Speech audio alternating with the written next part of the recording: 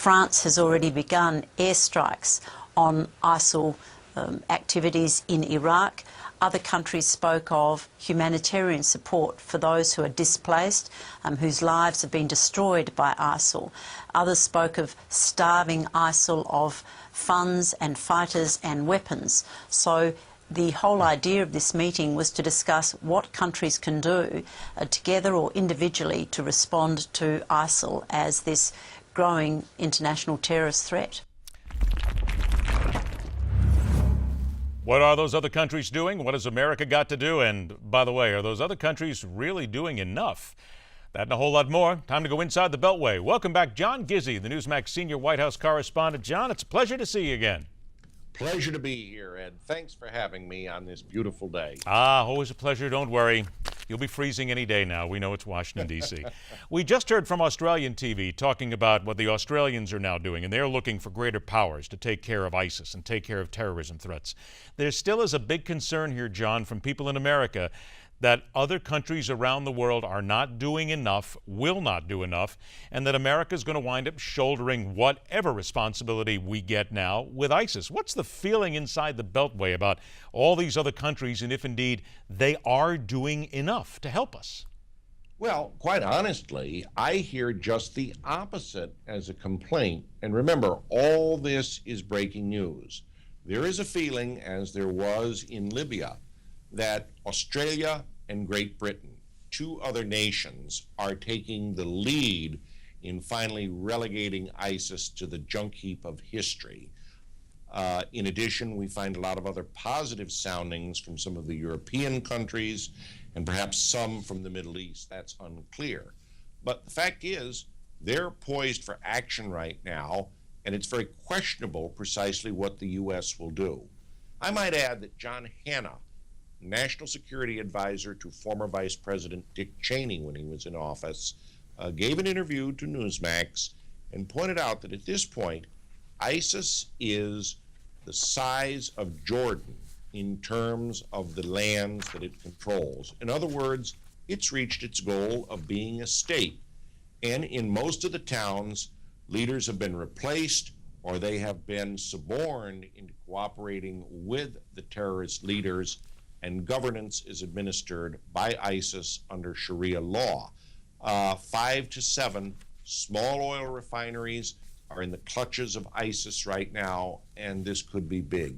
Why is this important? The oil notwithstanding, if ISIS can claim to be a caliphate or a state, it makes it more appealing to the volunteers who want to help their bloody cause and that come there from around the world. John, give us an idea of some of the reality there in Washington regarding the supposed discourse between the military and President Obama, because we had heard for about a week that there's a deep schism between them, that they're not agreeing on everything. There's anger. We're now hearing from some military officials who say, wait a minute, it's not that bad. It's just media overhype.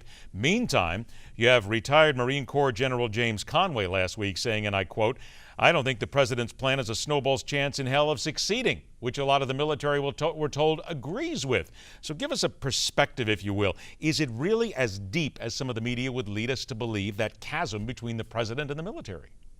Well, again, we will only know the precise and accurate answer to your question, Ed, once the generals and admirals retire, start accepting a pension, and then very begin well speaking put. out.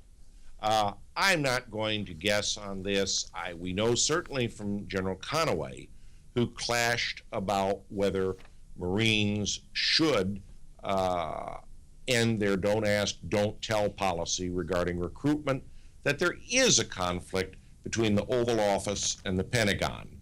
There's a lot of other cases of that too. Right now, General Dempsey, the chairman of the Joint Chiefs of Staff, works closely with the president and salutes.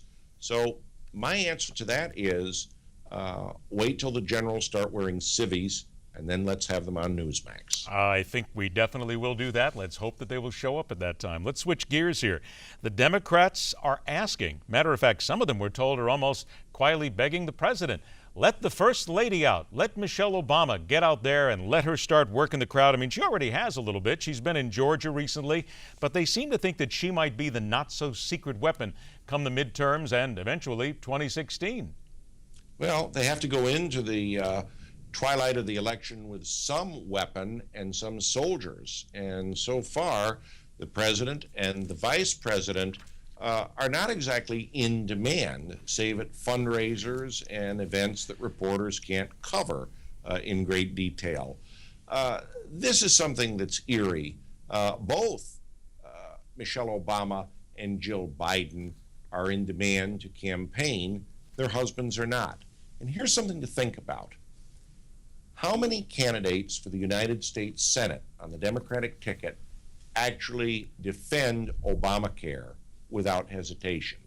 The answer is one that I know of so far, Mark Pryor of Arkansas, who appears on television with his father, former Senator David Pryor, and speaks about how the health care plan he got under the present system saved his father's life. That's about as far as it goes. I might add that Senator Pryor trails his Republican opponent, Tom Cotton, in most polls. I got about 60 seconds left. The president will be at a one-day climate summit sponsored by the United Nations. It'll be on Tuesday in New York City. Everybody's been told to come with bold ideas to slow the rise in global temperature. One day and bold ideas. Let's try and make some sense of this, John. Not going to happen, right? Let me put it this way. I just spent a week with my mom and dad in Connecticut, and every night we watched the Yankee games, playing the Toronto Blue Jays and Tampa Bay.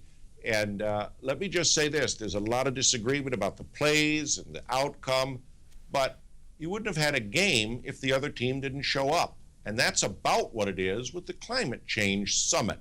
Look at it this way. The Prime Minister of India, Mr. Modi, not coming and sending an underling. China's president is not coming, sending an underling. The same is true of many of the European governments. Now, I point out those two countries because they are the two biggest violators of the accords that the president champions. And quite honestly, you can't have a World Series on climate change, let alone a summit, let alone a simple discussion without the people at the top. Indeed. And they aren't coming. Dirty politics, no matter how you put it, and dirty air that way as well. John, it's always a pleasure to see you. John Gizzi, make sure you read him at Newsmax.com. Catch him here as well. Take care, my friend. Talk to you soon. Thank you, Ed. Thanks for having me. After the break, results of the vote to add Capitol Grounds fence jumping to the next Summer Olympics.